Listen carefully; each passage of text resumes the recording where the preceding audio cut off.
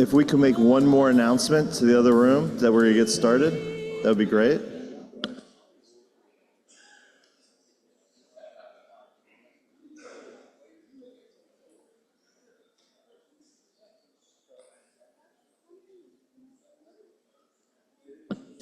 If everybody come on in, we're going to get started in just another minute. Thank you.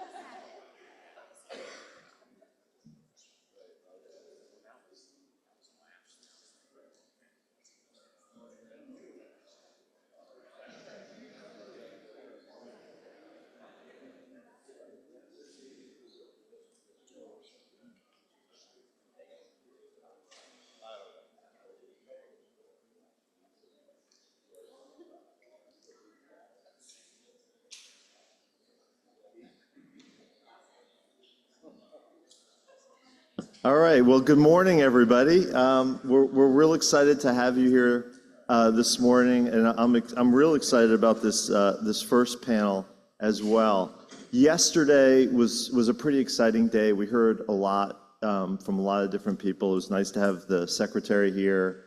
It was nice to have the chair of the Energy and Water Appropriations Subcommittee, Congressman Fleischman, who has been a real stalwart of the cleanup workshop for the last 10 years, which we really appreciate. I asked to just have a second because one of the next presenters has had a big impact on my career and my life over time. And one of my favorite things about Dr. Triay, or Ines, as most of us have known her over the years, is really, and I'm not stealing your thunder, JJ, here. One of the things, is how intertwined she's been with so many of our different sites, whether I'm reading a report that she wrote in Los Alamos on remediation of a particular area where she signed it, near the beginning of her career, or it's to the mark that she really made when she was in EM. And one of my favorite things, she's never heard me say this before, one of my favorite things after, when she was being interviewed for EM, we were meeting with the secretary, and she brought us to the secretary. I'll never forget being there, and he was like, "I think I'm going to make Ines EM1. What do you guys all think?" And our board was very excited because we had known her. The Carlsbad team had known her really well, but after she left, it was like, we were all sad to see her go.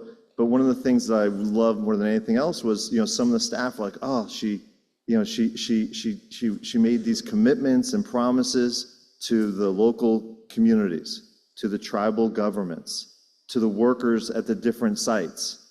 And we all were so excited about these things because they made a difference in our communities, and they made a difference over time.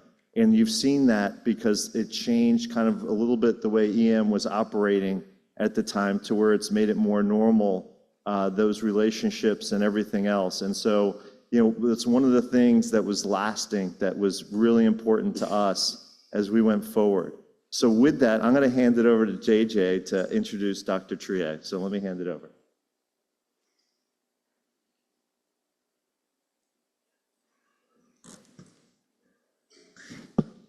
Good morning, everybody. Good morning. Beautiful day outside. It's raining. I'm from New Mexico, I'm not used to that, so I'm all excited. Well, it's the 25th anniversary for the Waste Isolation Pilot Plant from WIPP. My name is JJ Chavez. I am the Mayor Pro Tem for the City of Carlsbad, and then I also serve on the Energy Compliance Executive Board. So I'm great pleasure to introduce Dr. Ines Triay. She has a long career. Currently, she's Dean at the College of Engineering of Computing and Executive Director for Applied Research Center at Florida International University. And we were talking earlier, and back in 1999, she was very instrumental in bringing the first shipment to Carlsbad.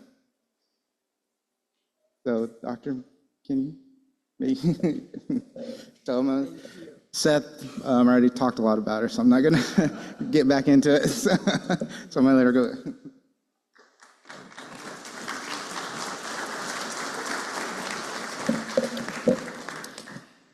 So it's a great pleasure to be here. This is like a family reunion for me. Yesterday I saw Candice Robertson, EM1. She was one of our interns. Daeshon and I hired her, into EM, and she absolutely exceeded our expectations. And outside, I see Anita Caruso, being a great leader within EM, and all of my friends that are like my family, that I have worked with for so many years.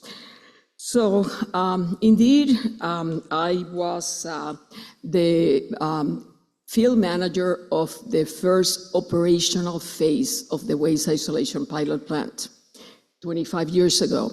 Of course, I was 14 when I got that job.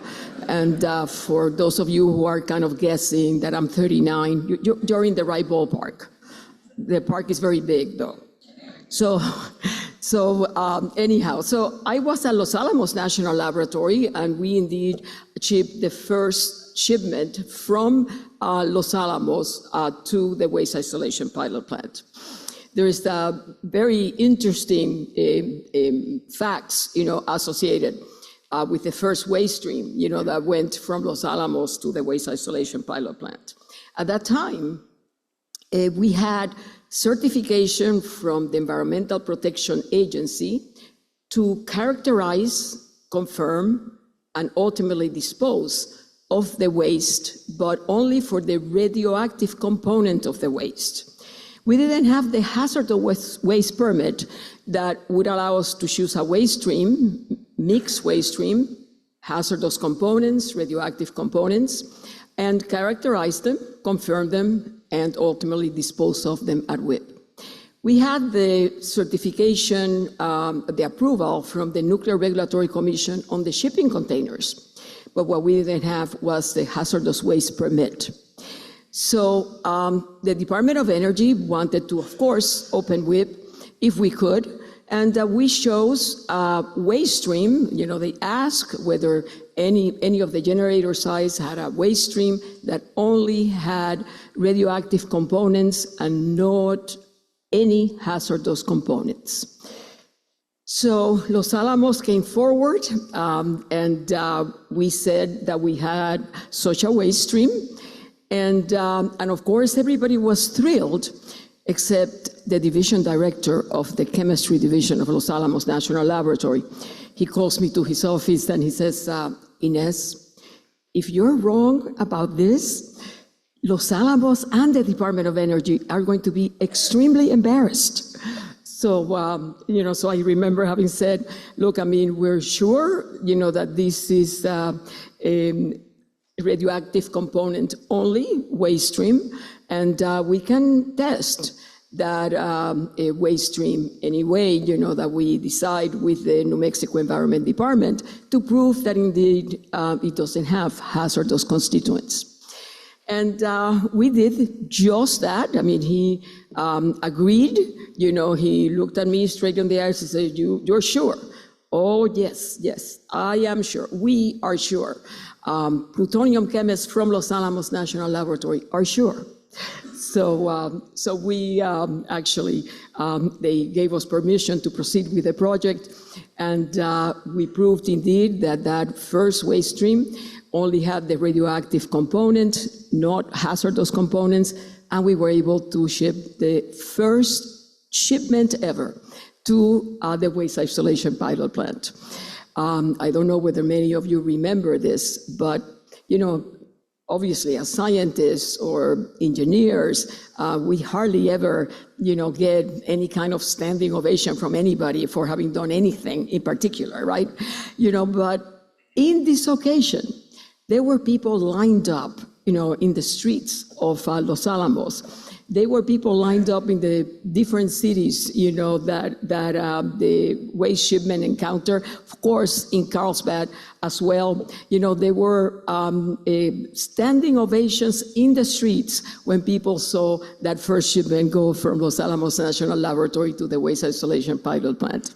So we were thrilled, to be the ones from Los Alamos that were shipping our first shipment to the waste isolation pilot plant.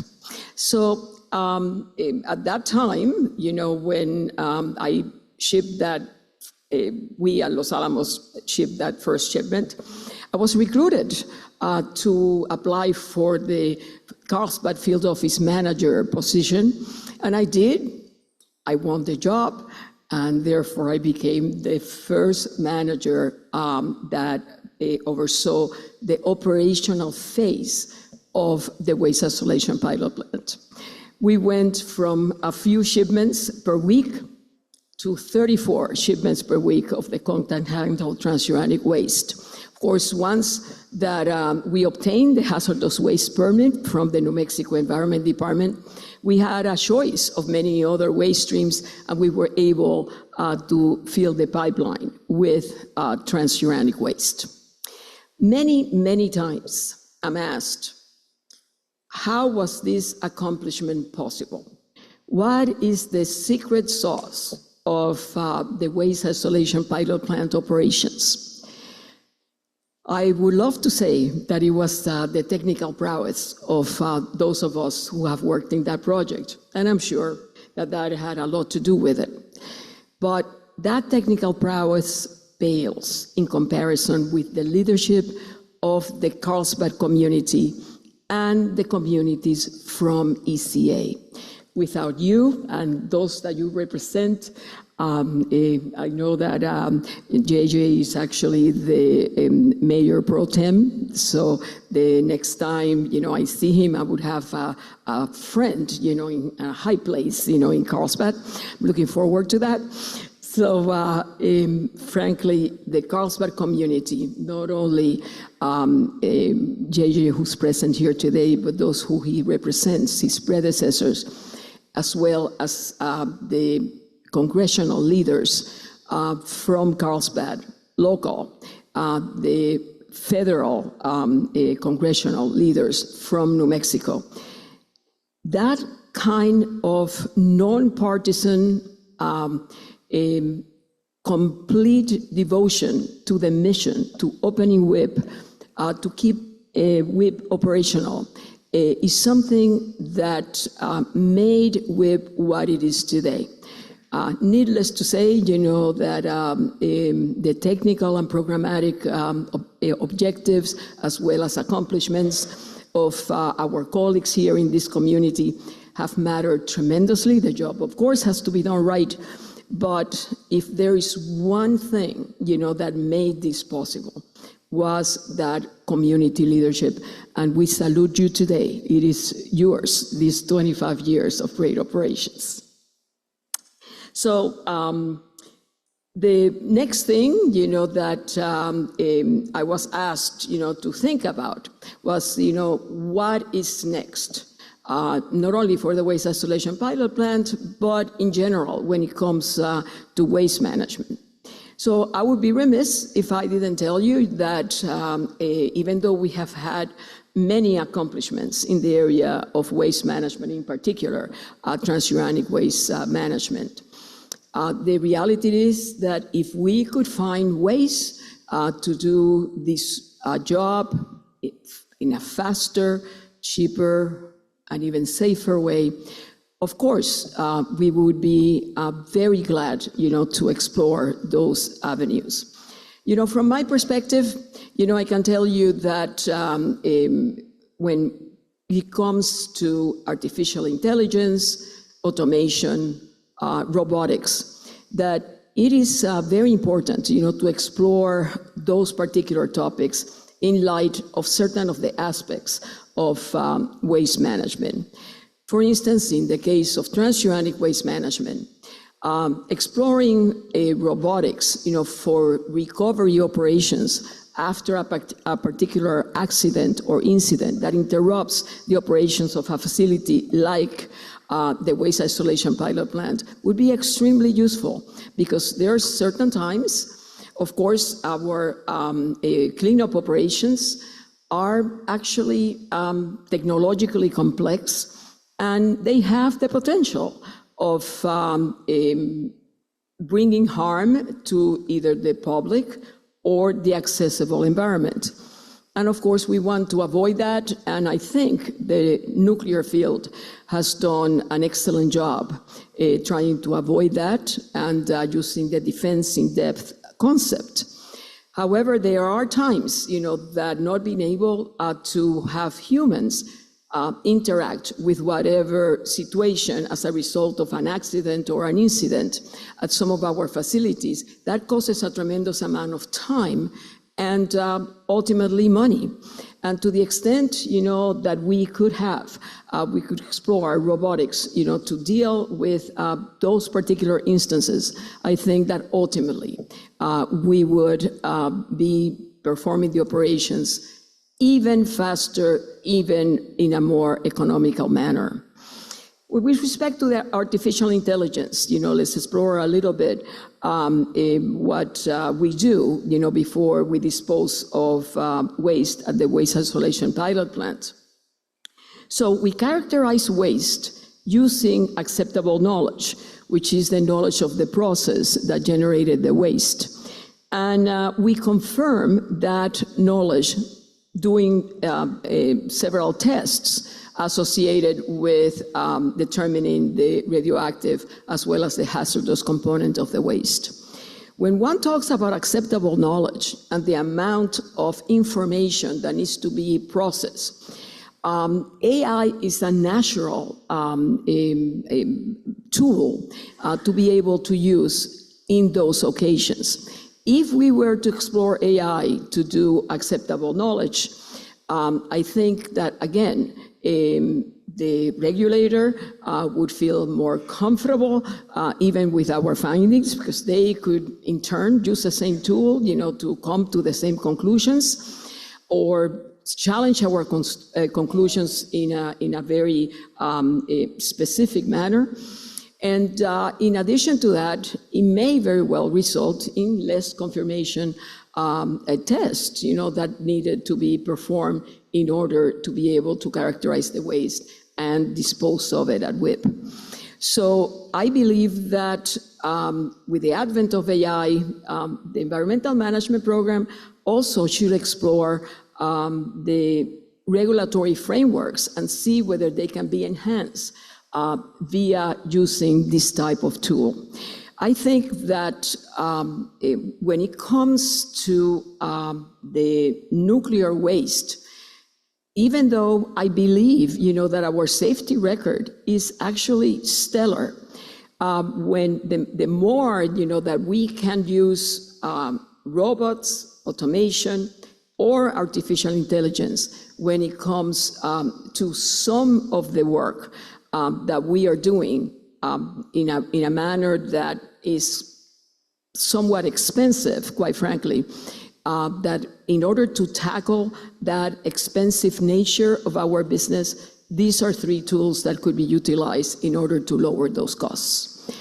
Having said that, I was thrilled to hear yesterday the Assistant Secretary and the DOE Secretary, because now, we talk about the cleanup that we do in preparation, for these sites to have a future in very advanced technologies in energy and perhaps even in other areas. I am thrilled to see that because many of my colleagues at the environmental management program, we had a vision that was the way, that we needed to see our program as a preparatory step, for what was in store for these great sites.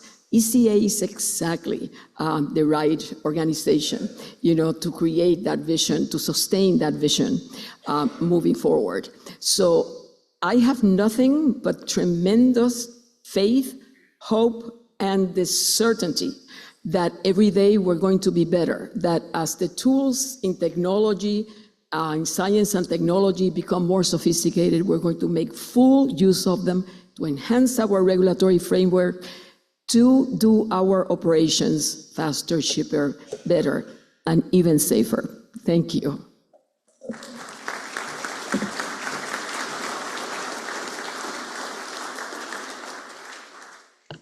All right. Next is Mark Bollinger. He's the Department of Energy Office of Environmental Management for the Carlsbad Field Office. So Mark, it's been an accomplishment for WIPP for 25 years. So what's next? Yeah, we're going to talk a little bit about that. I think we owe Dr. Ines Triay one more round of applause as a thank you for everything she's done for EM.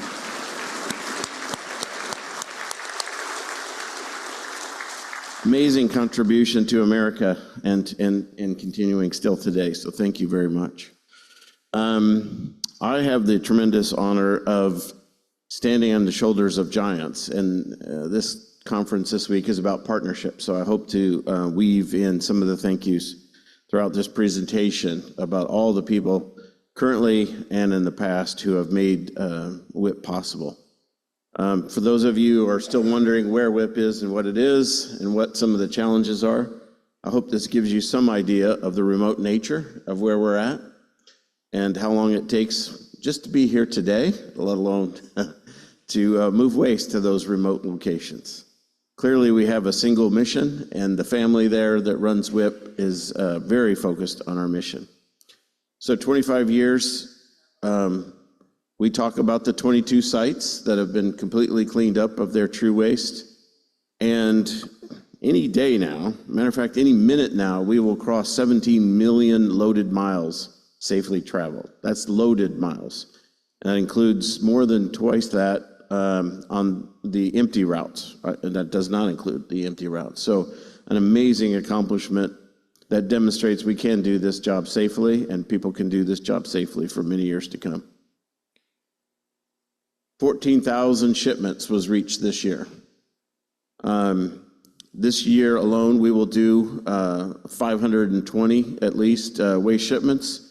We still have a focus greatly on Los Alamos to make sure that we take anything that they have ready to go, and that we do not build any legacy up on the plateau. Our carrier has been wonderful. CAST is a huge partner for us.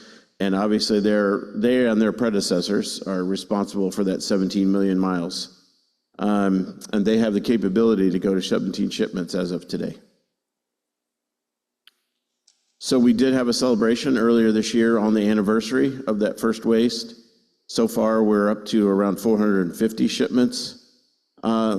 Something very significant is that for the first time in over a decade, we have begun mining a new panel in the underground. And panels are the units within which we operate at a given time. And we open up a panel, we certify the panel, we get allowed to use that panel and in place waste.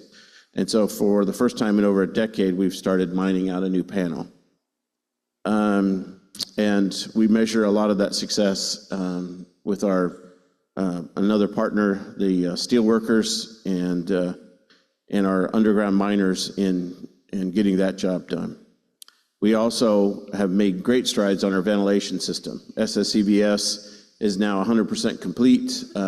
It is running magnificently. In some cases, it's more powerful than we ever imagined. And so we're going to have plenty of reliability in our ventilation system for years to come.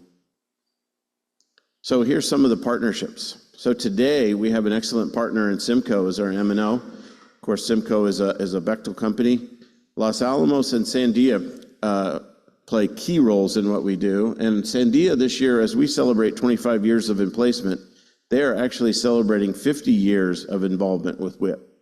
They started the project along with Oak Ridge, believe it or not, back 50 years ago, and it's the longest running project in Sandia history.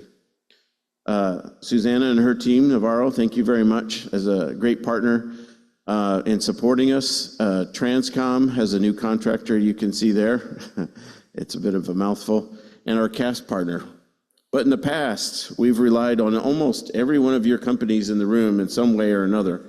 Westinghouse Electric, Washington True Solutions, Cognac, Northwind Portage, Stoller, Lada, TFE Incorporated, NWP and their partner BWXT, Westinghouse Isolation Division, Tri-State Motor Transit, Visionary Solutions, Portage, and Kiewit and TIC are playing a key role in our current construction projects. Amazing amount of folks who have been involved in this. It's one of the reasons I like to I have this little mantra about our WIPP, your WIPP. And what it means is we recognize that WIPP is not ours, it is yours, and we want you to feel the same way, especially when you're generating waste and making sure it's safe when you send it to us.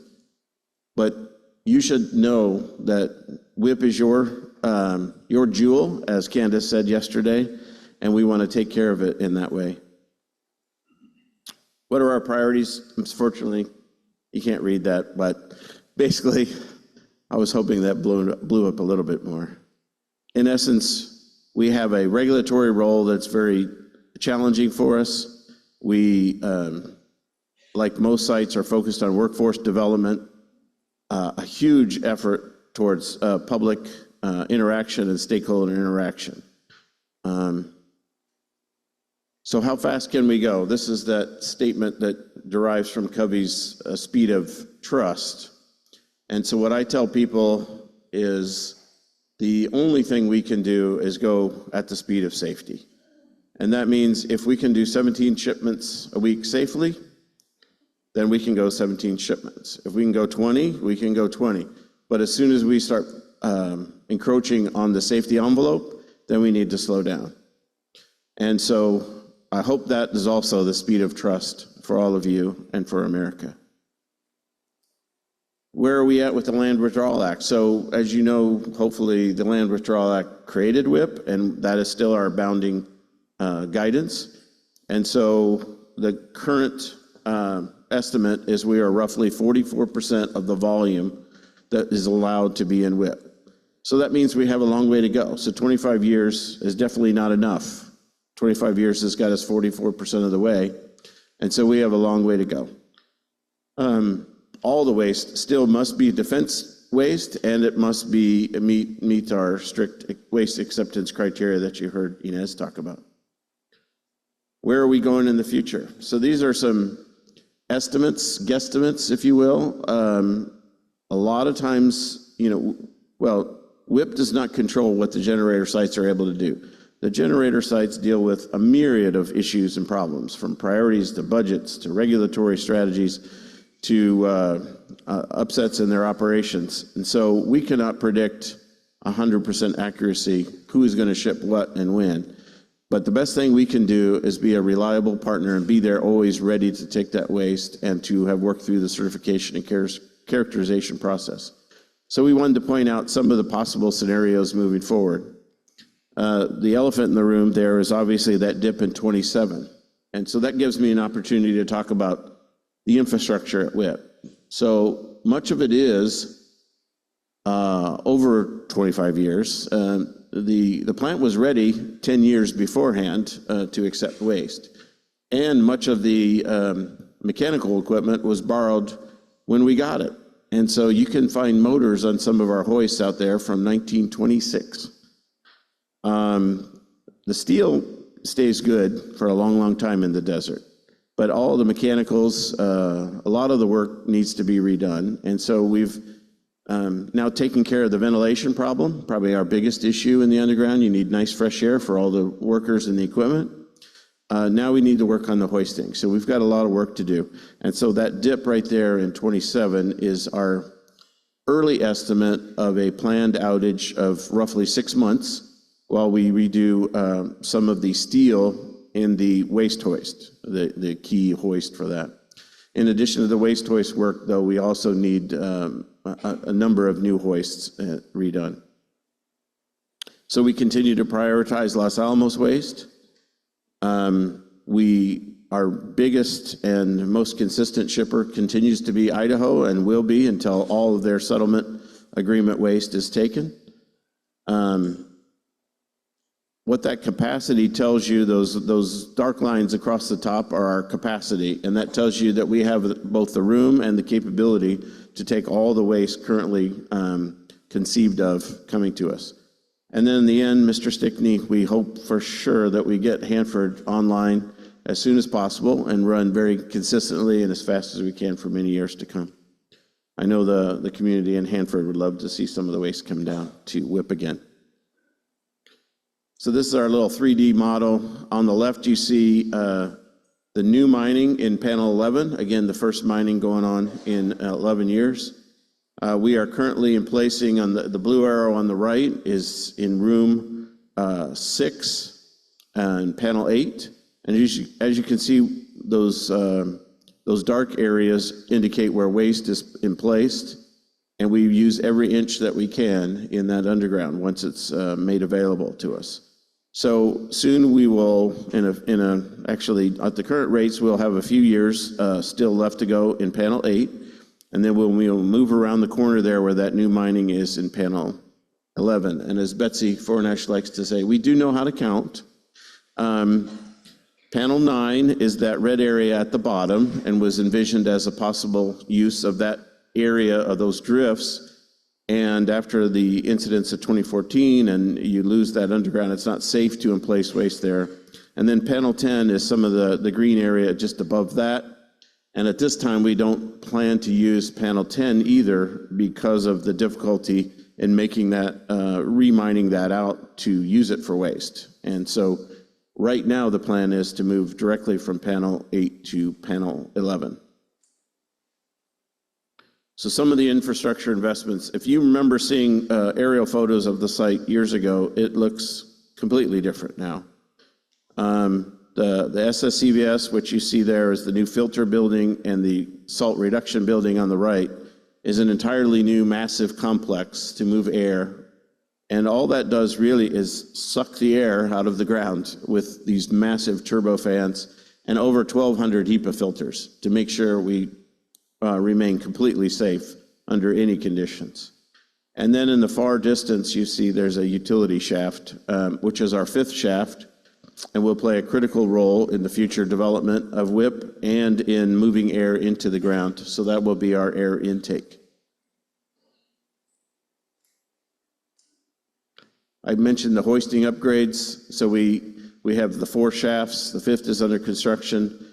We really need to upgrade most of those. Our original air intake shaft is an emergency exit only shaft. It's currently being evaluated yet again to see whether it is safe to use in the near term. And our steel in the underground in what we call the salt pocket, the salt moving mechanics in the underground of our salt shaft is undergoing a new retrofit, a multi-million-dollar retrofit this year. So we're underway with much of these repairs, but we need a number more.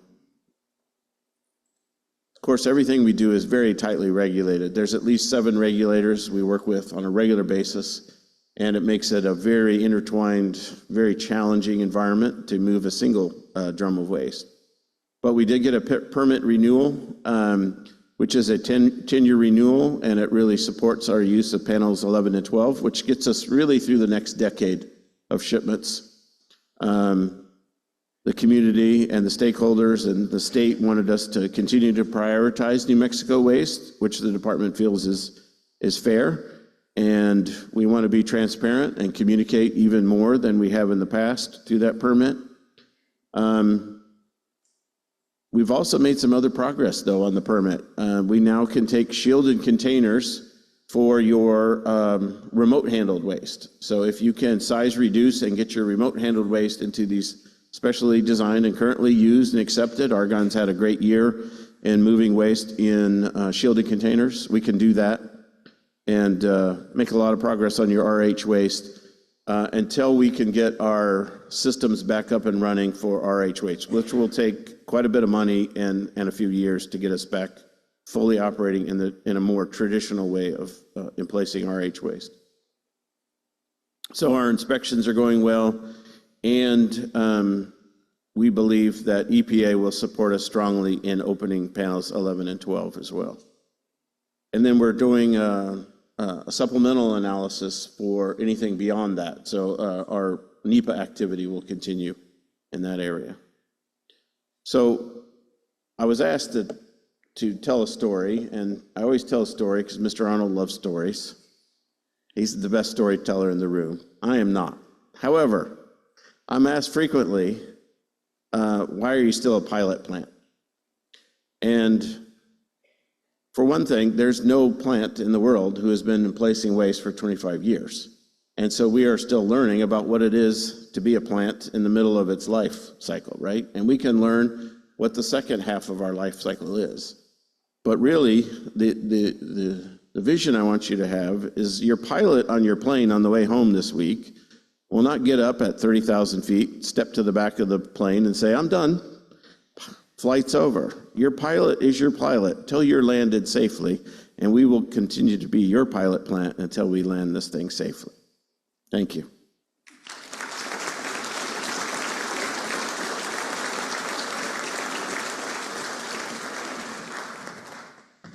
All right, well, I have a couple questions. So, Mark, for it being the last 25 years, how has the local community played a major impact on the role?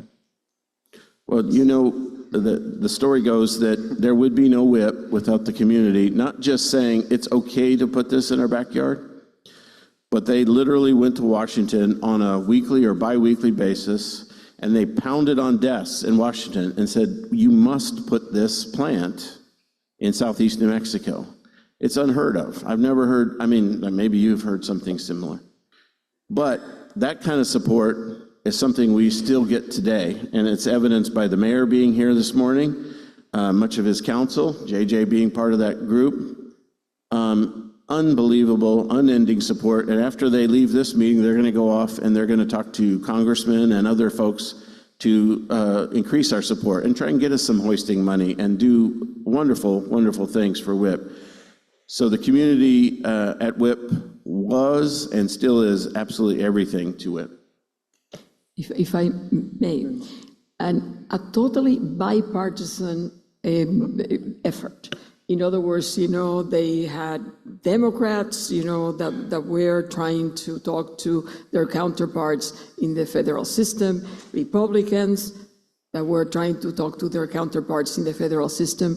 It was a well-orchestrated strategy. And in addition to that, they went out of their way to understand the complexities, the technical complexities of waste operations at WIPP. It was not, you know, to give the DOE, the generator sites, the contractors, you know, kind of a blank check when it came to safety, security, the conduct of operations. They endeavored to understand what we were doing, you know, to the point that during one of our first transportation incidents, in a shipment that came from Idaho to Carlsbad, the then Mayor Bob Forrest of Carlsbad sat down with me and the logs, you know, to see whether the drivers were having sufficient rest time, you know, in between shifts, you know, driving shifts, you know, so it was not, yeah, we need the jobs. It wasn't anything, and it isn't anything like that. It is a well thought out strategy. In order to have this sophisticated operation at Carlsbad, we need to be sophisticated as well in asking questions on behalf of our community. All right. Well, I got some fun facts here. Change it up a little bit. Mark, tell me if I'm wrong or not. All right. You said 17,000 shipments, correct? Or 17,000 miles, sorry. 17 million miles. I was totally wrong. All right, that's 34 round trips to the moon and back, That's correct. and 642 trips around the world. How about that? That's pretty amazing. It is amazing, and it's all done safely. You got a question? Hi, good morning. I'm Dan Ogg. I'm the Executive Director at the Nuclear Waste Technical Review Board here in DC. Thank you very much for the presentation, really good information. Got a two-part question maybe. You mentioned, Mark, that you're at 44% capacity. So what's your estimate of when you'll reach 100% capacity? And the follow-on is, what happens after that? Do you need to find a new true waste repository? And what is being done to think about that? As we all know, citing a nuclear waste repository could take a very, very long time. And so I wanted to know what you're thinking about that. If you need to phone a friend like Candace Robertson over here, you can do that too. Well, actually, the department committed in our new permit, the one I mentioned earlier, to begin the process of thinking about another repository. And so annually, we will produce a report that we provide to the state and for stakeholder review that says, this is what the process might look like. This is, where we're going down. So we are going to commit to, again, start thinking about that next process, because it will end someday, right? We will reach capacity.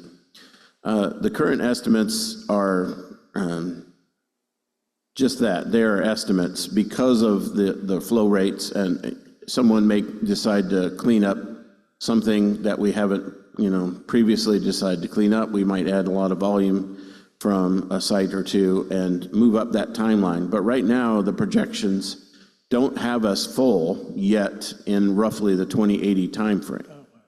So our current estimates are it's not an immediate need, right? Which means the immediate need is to get our infrastructure in place to make sure that we can still be operating reliably in 2080. But a lot of things can change. Yep. Thank you. Thank you. All right. Well, I know it's time for the questions section, but I'm going to change it up a little bit. I know it's 25 years of WIPP, so I know there's probably a couple in here that have memories of WIPP for 25 years. So if you can, we got less than 5 minutes, but maybe do a quick story of your experience at WIPP for the last 25 years. Joe, maybe? Client. This was rigged. Good morning. My name is Joe Lopez. I'm currently the Chief of Staff for CBFO for Mark and Betsy. And I will tell you this, that last night can change some things in my title. It was crazy, and we went out last night, and I could be looking for another job. So, but nonetheless. 39 years I've been with the WIPP project, and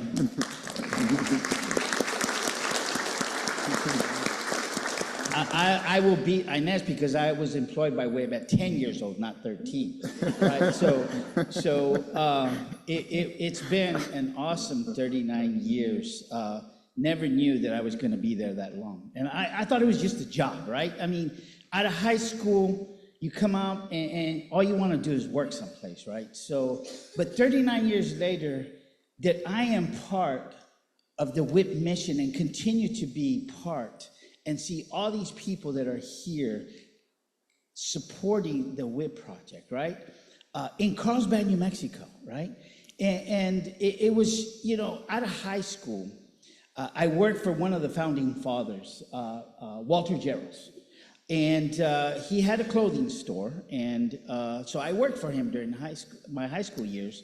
And I asked him, I said, hey, can you get me a job at the city?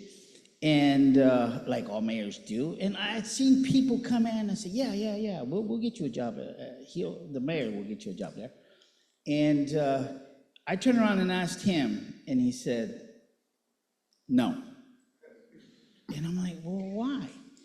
He says, I want you to go to college, and I want you to work at this place called WIPP. So I did what he said. Wow. And 39 years later, I'm here standing before you, realizing that I was part of some history that I didn't even know was going on. I just wanted a job. And now to know and see all of you that are supporting WIPP, it's just tremendous. It's an honor just to even stand here and talk to you guys of what's going on. I have two brothers. One's in Los Alamos, the smart one of the family. He's in Los Alamos. And I have my younger brother who is a waste handling engineer. So all three of us work for the WIPP project, right? So it's awesome. And some people ask me, when am I gonna retire? I'm like, well, I think there's about 3 people more that have more years than I do. I think there's one that has 42. I'm gonna try to outlast him and see if I can. I'm gonna try to make it to 50 years, but I don't know if I can. But anyway, nonetheless, but I have, our family, WIPP is a family-oriented place, right? We take care of each other. We look out for each other. I have my son-in-law here who's gonna take up the torch after that, and I hope he can beat me at 39, 40, or 50 years, because you got my grandbabies, right? So we need him to work, and they need to go to college, right? So, thank you, JJ. Thank you to Mark and Betsy and all of our crew. We have, luckily our HR department didn't go with us last night because there's video footage. So, but anyway, thank you so much, JJ, to the city of Carlsbad. I look forward to another, maybe 11 years, maybe. I don't know. We'll see where it goes. So thank you. Thank you.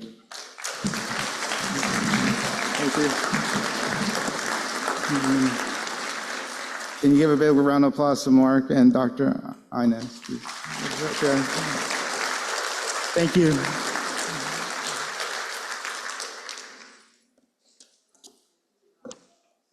I do have one final story, having heard you, talk about these safe miles driven. And one time, the then Secretary Richardson, the late Bill Richardson, called through one of his staff, and asked me, I was at that time the Carlsbad field office manager, to be in Washington, D.C., his office, the next day at 9 a.m. in the morning. At this time, it was already 4 p.m. in Carlsbad. So as you can imagine, that just doesn't work out. From Carlsbad all the way to Albuquerque to Washington, D.C., you had to take the red eye and hope that you were cogent, facing Secretary Richardson at 9 a.m. the next morning. So I did what I could to finish what I was doing, get ready, got my things, went to the home, got my things, got in the road from Carlsbad to Albuquerque. I won't tell you how fast I was going because I really don't remember. So I am driving down the road, a policeman stops me, and says, "Ma'am, do you know how fast you were going?" So I tell him, "Officer, I'm so very sorry." Told him the story about being the Carlsbad field office manager, having to be in DC the next morning. And he said, "Wait a minute. I've seen you in the paper. I saw you in the marquee, the hotel the other day. Ma'am, do you realize that your drivers, like for instance, my cousin, my brother, they are drivers for your program. Do you realize that if they as much as get a traffic ticket, even when they are not driving for the waste isolation pilot plant, they get fired?" And I go, "Yes, sir, I do know that those are the rules." And he told me, "Shame on you, ma'am." And I said, You're right. I mean, I have no excuse. I don't have anything to tell you to forgive this infraction, frankly, that I have committed here today. And I said, he says, your shame is enough, ma'am. So you have a good day. I hope that you make it there tomorrow, and I hope that this has nothing to do with reducing funding for our facility. Thank you. Thank you. Thank you.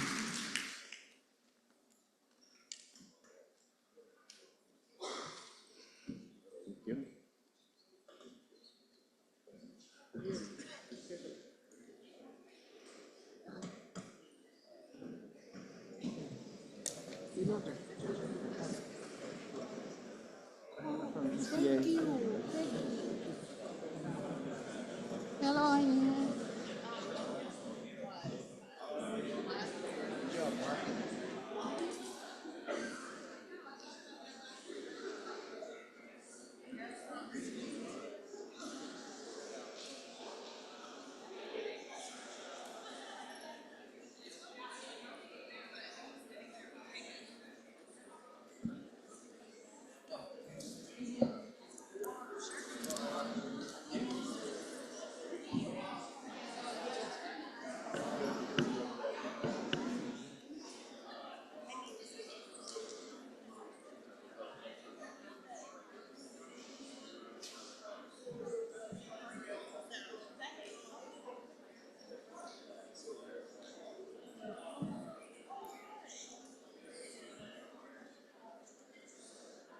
All right.